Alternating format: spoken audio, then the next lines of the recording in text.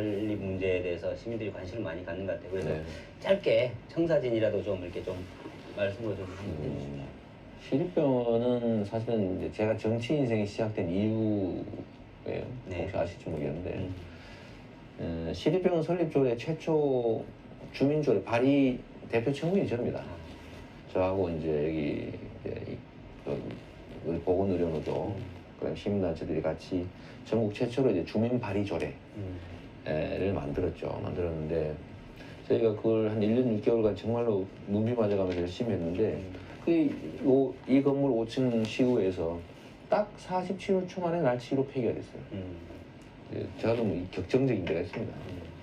그래서 제가 좀 육두문자를 좀 썼어요. 방청석에서. 그리고 거기에 이제 같이 참여했던 사람들 들어가서 뭐 명패도 걷고 뛰어다니면서 멱살도 잡고 이런 일이 있어서 저도 뭐 예외가 아니었죠. 그러다 뭐 엉엉 울고 뭐 그러다가 결국은 다 잡혀가지고 저는 이제 좀 미리 도망을 가서 어디 교회 지하실에 숨어 있었는데 거기서 이게 직접 참여하지 않는 거의 한계를 아주 뚜렷하게 느꼈죠. 정말 시민들이 절실하게 원하는 것이고 꼭 필요한 것이고 의료라고 하는 게 저는 이제 공공 서비스라고 생각하거든요. 수도보다 더 중요하다. 이 병나서 치료받는 거를 공공이 아니라 개인의 돈벌이 영역으로 남겨놓고 돈 없으면 치료 못 받게 하고 이게 도대체 말이 되는 소리냐. 이건 문명사회가 아니라고 생각해요. 그래서 우리나라의 공공의료 수준이라고 하는 게 뭐 10몇 %에 불과한데 이거 바꿔야 되잖아요. 그래서 그때 제가 직접 참여해야 되겠다 이런 마음을 교회 지하실에 숨어서 수배 생활하면서 제가 마음을 먹고 결국 여기까지 와버렸는데 시립병원은 저희는 꼭 할 생각이고 임기내가 지금 바로 지금 진행되고는 있어요. 이 자리에다가 시립병원을 짓게 돼 있죠. 저희가 할 건데 이 얘기는 마저 꼭 하고 싶어요. 사람들이 자꾸 적자 얘기하고 재정이 많이 들어간다고 그래서 분당에 주안공원이라고 하는 데가 있다. 그 사람들이 건강 증진을 위해서 또 문화적 욕구를 충족시키기 위해서 있는 거다. 그게 1조 원짜리다. 8만 7천 평. 평당 1,000만 원만 쳐도 1조 원이고요. 2천만 원 치면 1조 2천 원입니다. 그게 1년 관리비가 100억쯤 들 거다 아마. 돈 남냐? 1조 원 투자해서 100억 가까이 적자 보는 거다. 기업적으로 말하면. 그거는 되는데 시립병원 2천억 들여서 1년에 한 30억 적자 나는 게 왜 안 되냐? 50만 명이 쓴다고. 이렇게 얘기하면 아무도 말 못해요. 그런데 딱 돌아서면 또 적자 얘기야. 그래서 결국은 마인드 문제죠.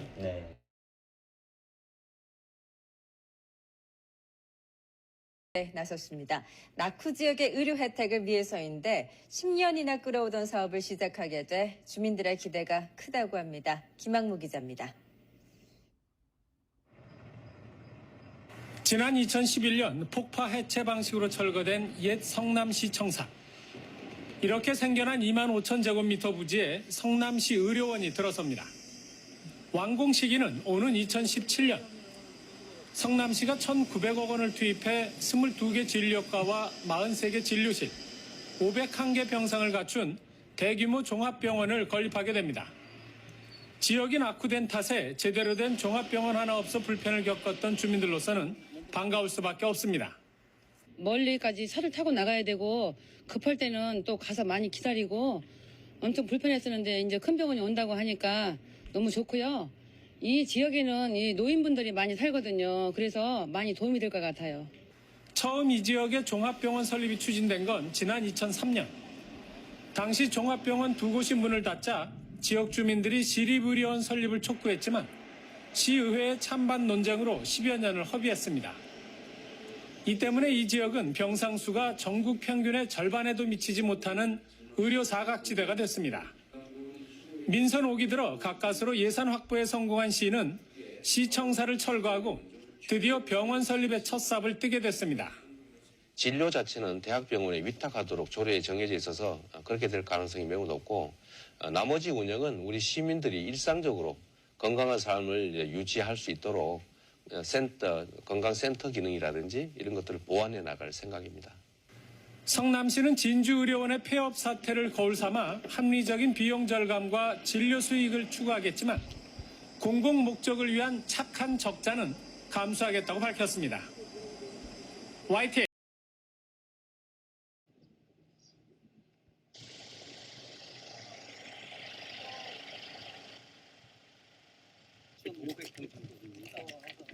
네, 통으로 이제 타기. 지금 현재 보시다시피 이 건물 가운데는 이제 전기 진동을 해서 또 음악 병상 같은 것은 평소에는 그냥 못 쓰. 최선을 다해서 노력하겠습니다. 전쟁만큼이나 중요한 게 옛말로 역병으로부터 국민을 지켜내는 것입니다. 국방 예산을 쓰면 그 적자를 하지 않고 국방 투자라고 하는데 공공의료에 투자하면 적자 난다고 못하게 하는 그런 이상한 사고가 사회를 지배하고 있습니다. 우리 성남시 의료원이 향후 대한민국 공동의료라고 하는 새로운 영역에 시금석이 되도록 최선을 다하겠습니다. 또 한 가지 관심 가져주셨으면 하는 것은 국민의 복지 증진에 대한 정부의 태도에 우리 당이 엄중한 자세로 지적해 주시고 지정해 주시면 좋겠습니다.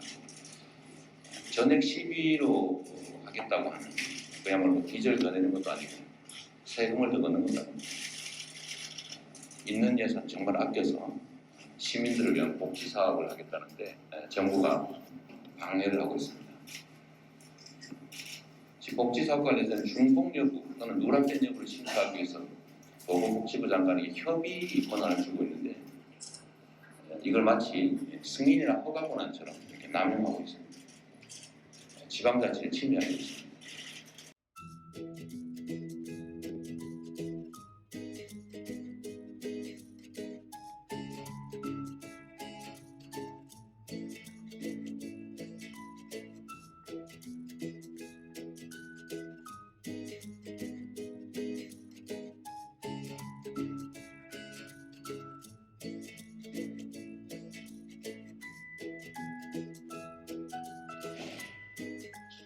오늘은 성남시 의료원에 나와 있습니다. 전국 최초 주민 발의로 설립된 공공병원, 성남시민의 자부심이죠.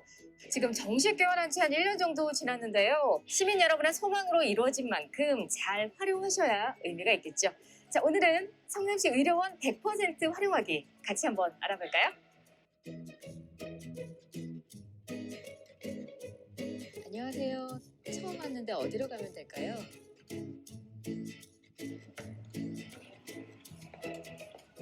현재 성남시 의료원은 22개의 일반 진료과를 운영하고 있습니다.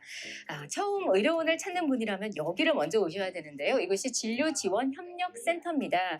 여기 오시면 간단한 건강상담을 통해서 진료과도 선택하고요. 또 내가 받을 수 있는 혜택도 확인할 수 있습니다. 진료 예약 접수는 물론이고 타 지역에 있는 병원과의 연계 서비스까지 모든 환자 중심의 서비스를 제공하는 것인데요. 한번 상담을 받아보겠습니다. 안녕하세요. 진료 전에 상담 좀 받을 수 있나요?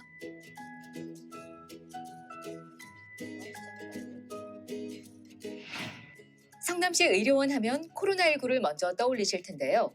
지난해 2월 감염병 전담 관리 기관으로 지정돼 정식 개원도 미루고 코로나19 환자 치료에 전념했고 12월 28일 코로나19 중환자를 중점 치료하는 거점 전담 병원으로 지정됐습니다.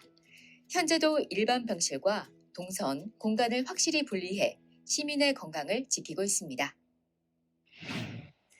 네, 어쩐지 긴장감이 조금 감돌죠. 이곳은 응급의료센터입니다. 29개 병상과 52명의 인력이 응급 환자를 위해 상시 대기하고 있습니다. 자, 그런데 응급 환자의 경우 이송과 치료가 굉장히 중요합니다. 여기서 성남시 의료원만의 장점이 있는데요. 한번 확인해 볼까요?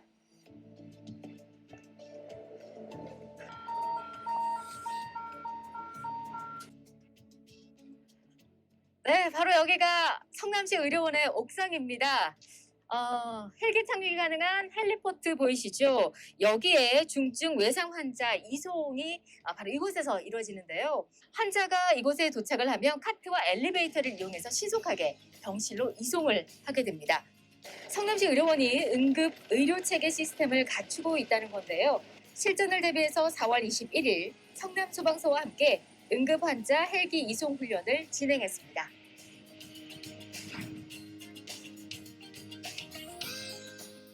네, 성남시 의료원이 지금 중환자실 의료진을 별도로 구성하고 있는데요. 이유가 있을까요?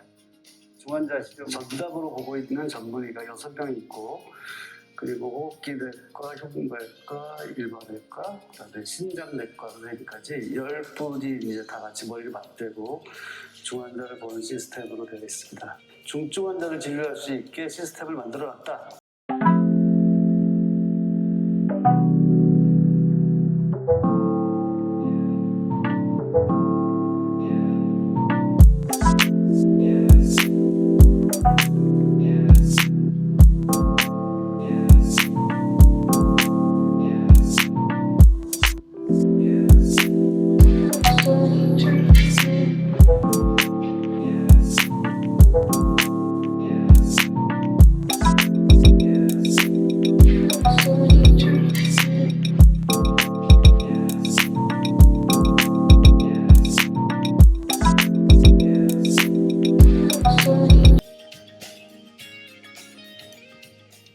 성남 시민의 바람으로 우뚝 세워진 성남시 의료원, 여러분을 위해서 꼼꼼하게 준비하고 있습니다. 성남시 의료원과 함께 오래오래 건강하세요. 3년 전 문을 연 성남시 의료원은 의료진 부족과 또 시민들의 외면 속에 좀처럼 정상화의 실마리를 찾지 못하고 있는데요. 운영 방식 개선을 놓고 여러 의견을 청취한 성남시가 결국 대학병원 위탁 운영이라는 결론을 내렸습니다. 황진우 기자가 보도합니다. 2020년 7월 개원한 성남시 의료원입니다. 3년 4개월 정도 지난 현재 의사 수가 정원 99명 중 55명입니다. 결혼율이 44.4%인데 채용 공고를 수시로 내도 빈자리를 채우지 못하고 있습니다. 병원 규모에 비해 수술 수가 적고 경증 위주의 수술이 이뤄질 수밖에 없는 배경입니다. 509개 병상이 있지만 병상 가동률도 20% 정도에 불과합니다. 역량도 안 되고 시민들도 외면하고 있는 건데 내부 직원들 중 상당수도 자신들의 진료와 의술에 불신이 심하다고 성남시는 전했습니다. 결국 성남시는 직영체제로는 공공의료기관 역할에 한계가 있다고 보고 대학병원 위탁 운영을 공식 발표했습니다. 환자에게 양질의 의료 서비스를 하기 어려운 그런 운영 방식입니다. 시민들의 신뢰를 받지 못하고 있는 게 현실입니다. 과도한 의료 손실이 발생하고 있습니다. 일각의 진료비 상승 우려는 선제적으로 차단했습니다. 시장 직속에 비급여 수가 심의위원회를 설치해 진료비 상승을 조정하고 공공의료 사업을 확대하겠다고 성남시는 밝혔습니다. 신상진 성남시장은 대학병원 위탁 운영은 그 자체가 목적이 아니고 선도적인 공공의료 서비스를 제공하는 것이 목표라고 강조했습니다. 성남시는 이달 중 보건복지부에 의료원 위탁 승인을 요청하고 내년 초 시의회 위탁 동의를 받은 뒤 수탁 기관을 공개 모집할 방침입니다. 소식을 전해드렸는데요. 그렇다면 현재 인천의 공공의료 현실은 어떨까요? 배상민 기자가 취재했습니다. 동구에 있는 인천의료원. 병동 한 곳이 텅 비었습니다. 간호사 수급이 안 돼 운영이 중단된 겁니다. 간호간병 통합 서비스 등으로 전국적으로 간호 인력이 부족한 데다 민간 병원에 비해 낮은 처우 역시 원인입니다. 다행히 올해는 신규 인력 100명을 확보해 3월부터 정상 운영됩니다. 또한 이달 초 응급진료센터를 리모델링하고 하반기엔 심내혈관센터가 개원할 예정입니다. 그동안 공공병원이 그 취약한 계층들의 의료의 서비스를 맡아주는 이런 역할에 한정했다면 앞으로는 지역 전체 주민들의 필수 의료 서비스를 책임지는 그런 필수 중증 의료를 책임지는 그런 병원으로서 병원을 키워나가기 위해서 여러 가지 사업을 진행 중에 있습니다. 연수구의 인천적십자병원은 상황이 더 심각합니다. 간호사 구인난의 재정난이 겹쳐 중환자실이 문을 닫은 데 이어 지난해 11월엔 응급실마저 운영을 중단했습니다. 지역 응급의료 체계에 구멍이 났지만 응급실 중환자실 재개원은 미정인 채 수익사업으로 60억을 들여 장례식장을 지었습니다. 7대 특광역시 중 국립대병원이 없는 곳은 인천과 울산 2곳뿐입니다. 게다가 부산의 경우 제2의료원인 서부산의료원 건립 관련 기재부 예타가 진행 중입니다. 2017년 기준 인구 10만 명당 공공병원 병상수와 의사수, 간호사 수 모두 7대 특광역시 가운데 울산을 제외하고 인천이 가장 낮았고 오히려 의료인력 1인당 인구수는 가장 많았습니다. 양질의 의료 서비스를 받았다면 사망을 피할 수 있었던 사람의 비율인 치료 가능 사망률 역시 인천은 48.8%로 전국 평균보다 2.5%, 경기, 서울보다는 각각 3.9, 8.4%가 높았습니다. 지역 의료 격차 해소를 위해 공공의료기관이 필요한 이유입니다. 피부로드 뉴스 배상민입니다. 12시간 동안 혼자 그 공원 혼자 계셨다는 거 생각하면 너무 슬프고 돈이 없어서 치료를 못 받는 분들은 인천시내에서 없게 하겠다라는 취지를 가지고 하지만 병원 직원들은 최 씨를 휠체어에 태운 뒤 공원 벤치로 옮겨놓고 사라졌습니다. 최 씨는 결국 공원에서 혼자 밤을 지샜고 12시간 만에 숨진 채 발견됐습니다. 영하의 날씨를 보였던 지난 1월 21일 아침, 인천시 동구에 있는 한 공원에서 62살 최 모 씨가 숨진 채 발견됐습니다. 그러니까 몸이 얼어서 숨진 것입니다. 최 씨의 행적을 추적하던 경찰은 공원 CCTV에서 석연치 않은 점을 발견했습니다. 최 씨가 혼자 공원에 온 게 아니라 두 남성이 최 씨를 휠체어에 태워 공원으로 옮긴 겁니다. 이상한 점은 또 있었습니다. 경찰은 최 씨가 숨지기 전날인 오후 5시쯤 119 구급대에 실려 인천의료원으로 이송된 사실을 파악했습니다. 술에 취해 길에서 잠들었던 최 씨를 발견한 구급대가 이대로 두면 위험할 것 같다고 판단해 병원으로 옮겼던 겁니다.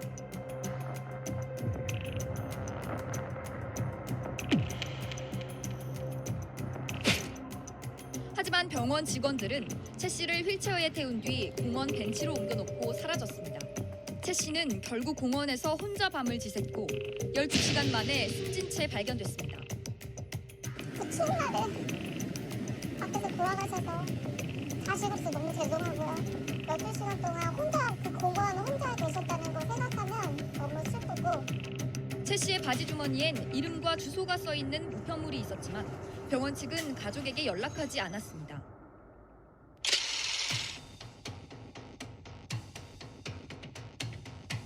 당시 최 씨의 휠체어를 밀고 공원으로 갔던 병원 보안 근무자들을 소환해 조사했습니다. 응급실 지시가 있었던 거죠. 당시에? 네, 간호사나 뭐요 가실 분 있으니까 오라고 그러면 보셔다가 이렇게 드리는 거예요.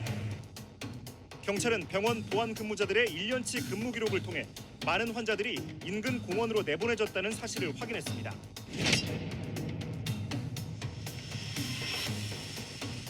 경찰이 확보한 근무일지를 보면 병원 측은 환자 내보내는 걸 안내라고 적었습니다. 경찰은 휠체어에 앉은 최 씨가 몸을 가누지 못하고 바닥에 고꾸라지는 장면을 병원 CCTV에서 확인했다고 밝혔습니다. 거동이 어려운 환자를 한겨울에 공원 벤치로 옮겨놓은 걸 병원 측은 안내라고 표현한 겁니다. 저도 여기 와서 그거를 그렇게 배워왔고 계속 그렇게 내려온 거예요. 경찰은 하루에 최소 2-3번의 이런 안내 행위가 있었다고 밝혔습니다.